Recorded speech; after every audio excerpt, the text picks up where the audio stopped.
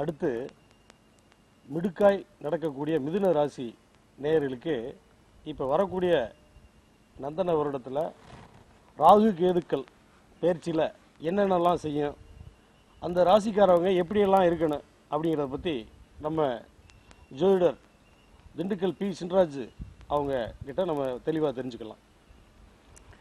மிதுன ராசியை பொறுத்த வரைக்கும் இந்த ராகு பகவானுடைய பயிற்சியும் கேதுவனுடைய பயிற்சியும் ரொம்ப பிரமாதமான ஒரு பயிற்சின்னு சொல்லலாம். எப்படின்னா, மிதுன ராசி வந்து காலபுருஷ தத்துவத்தில் மூணாவதாக நிற்கக்கூடிய ராசி. இந்த மூணாவதாக நிற்கக்கூடிய இந்த ராசிக்கு வந்து இவ்வளோ நாள் 12வது வீட்டில் நின்றுட்டு இருந்த கேது பகவான் வந்து இப்போது 11வது இடத்துக்கு போகிறார். இந்த 11ல் நிற்கிற கேது வந்து நல்ல யோகத்தை செய்வார். ஏன்னா 3, 6, 11வது வீடுகளில் ராகு கேதுகள் உட்காந்தா அவங்களுக்கு யோகத்தை செய்யணுங்கிறது கணக்கு. அப்போ இவ்வளோ நாள் உட்காந்துருந்த இடத்த விட இனி வந்து உட்காந்துருக்கக்கூடிய இடம், அதாவது கேது பகவான் வந்து பயிற்சியாகி 11வது வீட்டுக்கு போகிறதுங்கிறது நல்ல யோகத்தை செய்யக்கூடிய இடம்.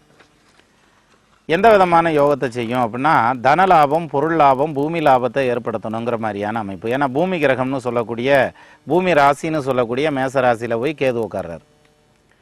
அந்த கேது பகவான் வந்து உள்ளதுலேயே ரொம்ப வலிமையான கிரகம். மற்ற நவகிரகங்கள்லேயே மிக வலிமையானது கேது.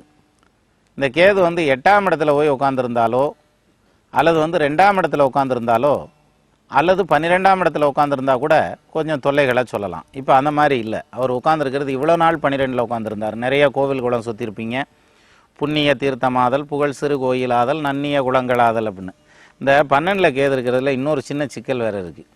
அதாவது ஜனனகால ராசியில் 12வது வீட்டில் கேது இருந்துச்சுன்னா அவங்களுக்கு என்ன சொல்லுவாங்கன்னா, புல்லாய் பூண்டாய் பல்வருக்கமாய் வல்லசுரராய் எல்லா பிறப்பும் பிறந்தழைத்தே நிறைவான்னு மாணிக்கவாசர் பாடின மாதிரி கடைசி பிறப்பு எல்லா பிறப்பும் பிறந்துட்டு கடைசியாக பிறந்திருக்காங்கன்னு சொல்லுவாங்க 12ல் கேது இருந்துச்சுன்னா. இப்போ இதே இது வந்து இந்த 12ல் வந்து கோச்சாரத்தில் கேது வர்றார், ராசிக்கு 12ஆம் பாவத்தில் கேது வர்றார். அப்போ அந்த வகையில் கேது வந்து யோகத்தை செய்யக்கூடிய ஒரு கிரகம்தான். ஆனால் இந்த 12ல் நிற்கிற கேது என்ன பண்ணுவார்னா, 12ஆம் இடம் அயனம் சயனம் போகஸ்தானம் அப்படின்றான். இந்த அயனம் சயனம்னு சொல்கிறேன் பாருங்க, சயனம்னா தூக்கம். இந்த தூக்கத்தை கொடுக்கக்கூடிய இடத்துல என்ன பண்ணிடுவார்னா ஒரு சின்ன சிக்கலை உருவாக்கிடுவார். அதாவது ஆழ்ந்த தூக்கம்னு சொல்கிறோம் பாருங்கள், அது இருக்காது. டீப் ஸ்லீப் இருக்காது இந்த ராசிக்காரங்களுக்கு. இது மிதுன ராசிக்கு 12ல் இவ்வளோ நாள் கேது இருந்ததுனால. ஆனால் இனிமேல் வந்து டீப் ஸ்லீப் கிடைக்கும். இதில் இன்னொரு சின்ன விஷயம் என்னென்னா, இந்த பில்லி சூனியம் ஏவல் அல்லது வந்து மந்திரம் தாயத்து மருந்து அப்படிலாம் சொல்கிறாங்க பாருங்க, இந்த மாதிரியான விஷயங்கள் எல்லாம் வந்து இவங்க மனம் வந்து ஈடுபட்டு லயிச்சு நிற்கும். அப்படிங்கிறது வந்து இவ்வளோ நாள் நடந்த 12ல் நின்ன கேது. ஆனால் இப்போ 11ஆம் இடத்துக்கு பயிற்சியார். அப்போ இதிலெல்லாம் உங்களுக்கு நம்பிக்கை இருக்கா, இதெல்லாம் உண்மையா பொய்யா, அந்த சர்ச்சைக்குள்ளேயே நம்ம போக வேண்டாம். ஏன்னா ஒரு தனி மனிதன் இன்னொரு தனி மனிதனுடைய லைஃப் சைக்கிளை மாற்றி அமைக்க முடியும்னா அது மந்திரத்தாலேயோ எந்திரத்தாலேயோ தந்திரத்தாலேயோ தாந்திரிகத்தாலேயோ அல்லது எதனாலேயோ மாற்றி அமைக்க முடியும்னா அவன் தான் பிரம்மா. அப்போ அந்த வகையில் வந்து தெய்வம் மனுஷரூபேன்னு சொன்னானே தவிர மனுஷன் தெய்வம் ஆயிட்டான்லாம் சொல்லலை.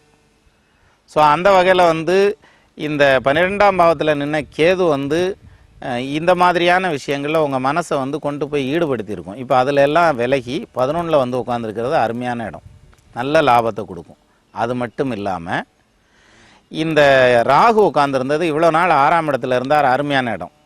காதல் 6ஆம் இடத்தில் கடினராந்தி கோள் நிற்கில் ஓது பொல்லாருக்கு பொல்லாங்குரைத்து ஏதிலாரதங்கட்கெல்லாம் இடியன வலியனாகி பூதலத்தவரும் வந்து புகழ்ந்திட பொருந்தி வாழ்வான் அப்படிமா.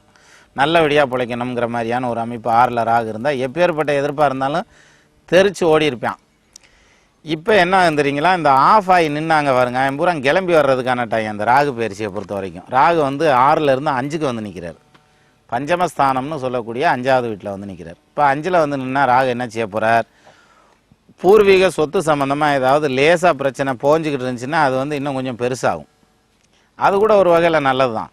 எப்பயுமே ஒரு சின்ன புண்ணு இருக்குது அப்படின்னாக்கா அதை ஆறவே மாட்டேங்குதுன்னா அதை கிழிச்சு விட்டு அப்புறம் திருப்பி மருந்தை கட்டி அதை பெருசாக்கி அப்புறம் ஆற்றிடுவாங்க, வைத்தியராக தான் செய்வாங்க. அது மாதிரி இது பிரச்சனையை புதுசாக கிளப்பி தான் விடும். இந்த கிளம்பி வர்ற பிரச்சனைங்கிறது வந்து ஒரு சொல்யூஷனை கொடுக்கணுங்கிற மாதிரியான அமைப்பு தானே தவிர மற்ற விஷயங்கள்ல இல்லை. அதே மாதிரி இந்த மிதுன ராசிக்காரங்களுக்கு இப்போ வந்து 12ஆம் பாவத்தில் குரு உட்காந்துருக்கார். அதுக்கேற்ற மாதிரி 5ல் ராகு வந்து உட்காந்தா வெளிநாட்டு பிரயாணம்ங்கிறது வெரி டெஃபினெட்லி உண்டு. இந்த மாதிரியான ராசிக்காரங்களுக்கு, மிதுன ராசிக்காரங்களுக்கு வெளிநாடு போய் வர்றதுங்கிற மாதிரியான யோக வாக்கியம் மிக பிரமாதமான அளவில் பேசும். சரி, அப்போ மிதுன ராசியில் இருக்கிறவங்களை பொறுத்த வரைக்கும் கல்வியாளர்கள் அப்படின்னு எடுத்துக்கிட்டோம்னா, படிக்கிறவங்க பிள்ளைங்க அப்படின்னு வரையில் மிதுன ராசிக்கு 12ல் நின்ன கேது 11ல் போய் நிற்கிறது தவறு இல்லை. ஆனால் ராகு 5ல் போய் நிற்கிறதுனால இந்த வெளிநாடெல்லாம் போய் படிக்கணும் அப்படின்னு சொல்லி, என் பிள்ளை வெளிநாட்டில் படிக்கணும் அப்படின்னு சொல்லி சொல்கிறாங்க பார்த்தீங்களா. அந்த காலத்திலேயே வந்து இதில் சொல்லுவாங்க, குரானில் வந்து நபிகள் நாயகம் தான் சொல்லியிருப்பார், தொலை தூரமான சீனா சென்றாகிலும் கல்வியை கற்றுக்கொள்ளுங்கள் அப்படின்னு சொல்லிட்டு. அது மாதிரி அந்த படிப்புக்காக வெளிநாடு போகிறது அப்படிங்கிற மாதிரியான விஷயங்கள் எல்லாமே இந்த பீரியடில் வந்து ரொம்ப பிரமாதமாக நடக்கும். அதே சமயத்தில் அதுக்கான செலவினங்களும் கொஞ்சம் கூடுதலாகும். அப்புறம் வெளியில் போனோம்னா செலவு வரத்தானே செய்யும். அந்த மாதிரியான ஒரு அமைப்பு. இது மட்டும் இல்லாமல் 5ல் நிற்கிற ராகுங்கிறதுனால இந்த electrical, electronics and communication, information technology, அது மட்டும் இல்லாமல் ஆராய்ச்சி துறைன்னு சொல்லுவாங்கள்ல, அது மருத்துவ ஆராய்ச்சியாக இருந்தாலும் சரி, மற்ற விதமான ஆராய்ச்சிகளாக இருந்தாலும் சரி, அந்த PhD சம்மந்தப்பட்ட வகை ஆராய்ச்சி துறை சம்மந்தப்பட்ட படிப்புகள் எல்லாமே வந்து ரொம்ப பிரமாதமான ஒரு சக்ஸஸை கொடுக்கும். சிலர் வந்து வேகமாக போய் PhD பதிஞ்சு வச்சுருவாங்க. அந்த PhDயை இவங்களும் ஒன்றும் பண்ண போகிறதில்ல, இவரும் அந்த PhDயை ஒன்றும் பண்ண போகிறதில்ல, அப்படி போட்டு இழுத்துட்டு கிடந்திருப்பாங்க. அதெல்லாமே வந்து இப்போ ஒரு முடிவுக்கு வரணுன்ற மாதிரியான நேரம். அப்போ இது சரியான டைம். இப்போ தட்டி விட்டிங்கன்னா இந்த குதிரை ஓடும். ஸோ அந்த வகையில் பொருளாதார விருத்தியும் நல்லாயிருக்கும், அதே மாதிரி கல்வி விருத்தியும் நல்லாயிருக்குங்கிற மாதிரியான ஒரு அமைப்பு தான் இப்போ நடக்கக்கூடிய இந்த ராகு கேது பயிற்சி மிதுன ராசிக்காரங்களுக்கு சொல்லலாம். இப்போ இந்த மிதுன ராசிக்காரங்களுக்கு பொதுவாக இந்த ராகு கேது பயிற்சி என்ன செய்யும்னு சார் சொன்னாங்க. அடுத்து திருமண வாழ்க்கை, அதாவது மிதுன ராசிக்காரங்களுக்கு குடும்ப வாழ்க்கை எப்படி இருக்கும், மேலும் அரசு பணியில் இருக்க அலுவலர்களுக்கு இந்த ராகு கேது பயிற்சி எப்படியெல்லாம் வேலை செய்யும், அவங்க என்னென்னலாம் பண்ணிக்கலாம் முன்னேற்பாடா அப்படிங்கிறத இப்போ நம்ம பார்க்கலாம். அதாவது மிதுன ராசியை பொறுத்த வரைக்கும் ராகு கேது பயிற்சி வந்து பாசிட்டிவான பயிற்சின்னு சொல்லியிருந்தேன். அதில் குறிப்பாக வந்து அரசு பணி அப்படின்னு சொல்லி ஒரு வார்த்தையை சேர்த்துருக்கீங்க. அரசு பணி அப்படிங்கிறது வந்து அந்த பிராப்த கர்மா வந்து அவங்களுடைய ஜாதகத்திலேயே இருக்கணும். அவங்களுடைய ஜனன ஜாதகத்தில் இவர் வந்து அரைக்காசு சம்பளம்னாலும் அரமணை சம்பளம் வாங்குவார், இவர் கவர்மெண்ட் வேலை பார்ப்பார் அப்படிங்கிற அந்த பிராப்தம் வந்து அவருடைய ஜாதகத்தில் இருந்ததுன்னா அந்த மாதிரியான ஜாதகர்களுக்கு இந்த ராகு கேது பயிற்சி மிகுந்த யோகத்தை செய்யும். இப்போ எப்படி சொல்லலாம், அதாவது சுக்கிரன் 10ல் வாழ சூரியன் சுகித்து நிற்க தக்கதோர் மந்தன் நோக்க தரணிகள் உதித்தோரெல்லாம் மிக்க புகழுடையார் என்னும் மேநிலை அடையா போதும் சிக்கலின் அரசு தம்கீழ் செய்தொழில் உரியவராமேனா. அரசாங்கத்தில் வேலைக்கு போகணுன்ற மாதிரியான ஒரு அமைப்பு அந்த மாதிரி ஜாதகர்களுக்கு உண்டு. உத்தமர் குருவும் செவ்வாய் உயர்குண வெள்ளியானோர் தக்கனர் கேந்திரத்தில் தனித்துமே இருப்பராகில் மிக்கதோர் புகழினோடே மேநிலை பதவி பெற்று சிக்கலே இன்றி வாழ்வில் சிறப்பராம் அரசினாலேனா. அந்த மாதிரி இருக்கிறவங்களுக்கு அரசாங்க வேலைக்கான வாய்ப்பு உண்டு. ஸோ இருந்தாலும் இப்போ அரசாங்க வேலைக்கு முயற்சி பண்ணிகிட்டு இருக்கிறவங்களுக்கு அந்த வேலை கிடைக்கிறதுக்கான அமைப்பே உண்டு. ஒன்று. ரெண்டாவது வந்து ஒரு சிலருக்கு வந்து அரசு பணியில் இருக்கிறவங்களுக்கு அந்த இடமாற்றம் சம்மந்தமான வேலைகளில் ரொம்ப தீவிரமாக இருந்துகிட்டே இருந்திருப்பாங்க, அதையும் இழுத்துக்கிட்டே இருந்திருக்கும். ஆனால் இனி அந்த மாதிரி இல்லை, குடும்பத்தோடு சேர்றதுக்கான அமைப்பு. ஏன்னா குடும்பம் ஒரு இடத்துல, அவங்க பணி நிமித்தம் இன்னொரு இடத்துல இருப்பாங்க, அதெல்லாம் மாறி குடும்பத்தோடு சேர்றதுக்கான அமைப்பு ஒன்று. அதே மாதிரி வந்து புதுசாக வேலை கிடைக்கணுங்கிறதுக்கான அமைப்பு. ப்ரமோஷன் காலதாமதமாகிட்டு இருந்ததுன்னா அதெல்லாம் விருத்தியாகி ப்ரமோஷன் கிடைக்கணுன்ற மாதிரியான அமைப்பெல்லாம் இப்போ நடக்கக்கூடிய இந்த ராகு கேது பயிற்சி ஒன்ஸ் அகெயின் உறுதிப்படுத்துகிறார். என்ன காரணம்னா சனி 5ல் உச்சம் பெற்ற நிலையில் நிற்கிறதுங்கிறதுனால நிச்சயமாக அவங்களுக்கு ப்ரமோஷனுக்கான அமைப்பும் கிடைக்கும். அதே மாதிரி கணவன் மனைவியை பொறுத்த வரைக்கும் எடுத்துக்கிட்டால் நல்ல ஒற்றுமை இருக்கும். என்ன காரணம், 12ஆம் பாவம்னு சொல்லக்கூடிய அயன சயன போகஸ்தானத்தில் குரு பகவான் உட்கார்ந்துருக்கார். இவ்வளோ நாள் கூட கேது சேர்ந்து நின்னதுங்கிறதுனால இந்த மனைவி வந்து கணவருக்காக ரொம்பவே காத்துட்ருப்பாங்க. அன்னைக்கு பார்த்து அவர் நடுச்சாமத்தில் வருவார், இல்லாட்டி மறுநாள் காலையில் வருவார். அதுவும் குறிப்பாக அரசு பணியில் இருக்கவங்களுக்கெல்லாம் அந்த அனுபவங்கள் நிறைய ஏற்பட்டிருக்கும். ஆனால் இனி வரக்கூடிய காலங்களில் பார்த்திங்கனாக்கா அந்த சரியான அந்த டைம் மிஸ் ஆகிறதுங்கிறது, ஃபேமிலியை நிறையா மிஸ் பண்ணிட்டோன்னு சொல்கிறாங்க பாருங்கள், அந்த மாதிரியான விஷயங்கள் எல்லாமே மாறுபடணுன்ற மாதிரியான அமைப்பு.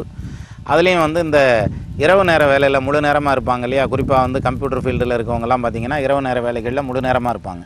அவங்களுக்கு எல்லாமே வந்து இந்த பணியினுடைய அந்த காலம் வந்து மாற்றி அமைக்கப்படும். ஸோ அந்த வகையில் வந்து ராகு கேது பயிற்சியை பொறுத்த வரைக்கும் கணவன் மனைவி ஒற்றுமை நல்லாயிருக்கும். அதே மாதிரி அரசாங்க வேலைவாய்ப்பில் உள்ளவங்களுக்கு தேவையான இடமாற்றமும் பதவி உயர்வும் கிடைக்கிறதுக்கான அமைப்பும் உண்டு.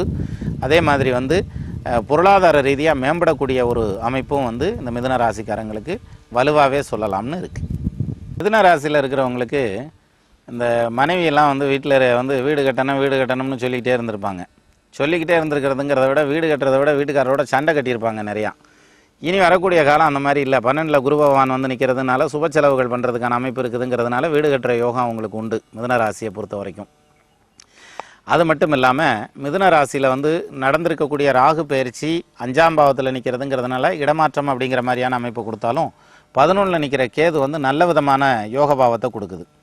இப்போ இந்த ராகு வந்து 5ஆம் பாவத்தில் நிற்கிறதுங்கிறதுனால பூர்வ புண்ணியஸ்தானம்ங்கிறதுனால உயர்கல்வியை நோக்கி நிற்கிறவங்களும் இடமாற்றத்தை நோக்கி நிற்கிறவங்களும் அதே மாதிரி வீடு வசதிகளை நோக்கி நிற்கிறவங்களும் வந்து திருநாகேஸ்வரம் நாகநாத சுவாமி கோவிலில் ஒரு பாலாபிஷேகம் பண்ணி வர்றதுங்கிறது, அது மட்டும் இல்லாமல் செவ்வாய்க்கிழமை அன்னைக்கு துர்க்கைக்கு எலுமிச்சம்பழத்தில் நல்லெண்ணெய் தீபம் போடுறதுங்கிறது, இது ரெண்டுமே வந்து மிகுந்த யோகத்தை செய்யும். அவங்களுக்கு கிடைக்கக்கூடிய யோக பாவத்தை இன்னும் அதிகப்படுத்தும் அப்படிங்கிற மாதிரியான ஒரு அமைப்பு மிதுன ராசிக்காரங்களுக்கு உண்டு.